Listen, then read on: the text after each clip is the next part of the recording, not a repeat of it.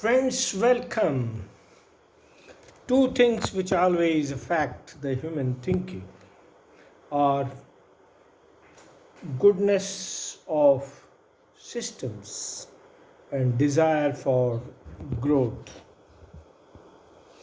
For quite some time, a thinking has been going on that India can achieve all that which Indians want. Recently, a survey was published in one of the newspapers on religious tolerance and trends in India. The issue probably was related to secularism or understanding of secularism by the common man. From the survey, it was clear that every religious community, Hindus, Muslims, Sikhs, Jains, Isais, all others, respect their own religion and follow their own religion. Majority in all communities or in all religious groups express that they have freedom to follow their own religion. Therefore, India has religious freedom. Everybody is free to worship, follow a religion of their own choice, but still all are divided within their religions.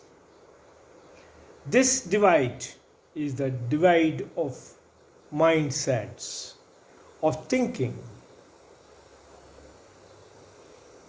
The concept of one God, one creator, probably doesn't seem to sync very well with all those who respect religious diversity but still live within their own boundary walls. Friends, no society can be integrated without having a unity of minds. Unity of mind means respecting every citizen, every living, respecting everybody's faith, but based on a universal acceptance of God Creator in every religion being one. If God Creator is seen differently, unity will never be achieved. This is the first part. The second part is political proliferation in India. Every day new parties emerge. First number of states, and then within states there are dozens and dozens of new parties and old parties. Everybody thinks they are serving the society, but still everybody thinks they are different. If nation is one, these political parties are serving one nation, but still are different. How will ever the unity of minds, objective of national growth, looking at the nation as one, will ever be achieved? Towards this, our intellectuals have a great role to play because they are the ones who act as interpreters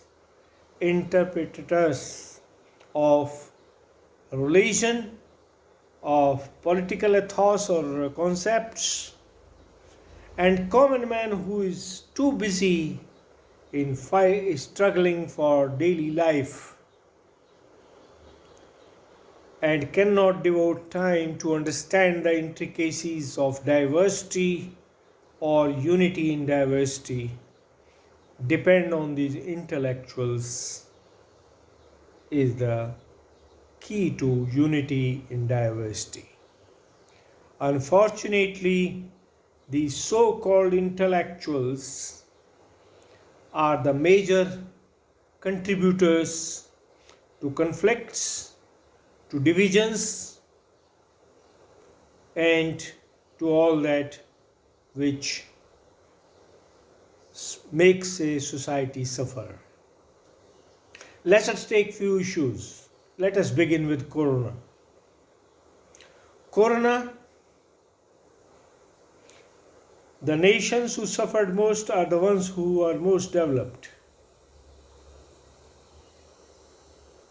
They started research, development activities, re-engineering activities, using concepts of bioengineering and biotechnology in the name of goodness of society or the people. But their motive of profitability, earning money by hook or crook, took them to places who stole all their developments, remodeled, and gave Corona to the world. Nobody is wanting to admit, because those who developed these biological devices, weapons, systems, or re-engineered the virus, they do not want to admit that they are behind everything, even by accident. And those who exploited it for the same purpose, for making more money, for more profit, for more gains, are also not willing to admit. Hence, conflict in the society. Come to the religion.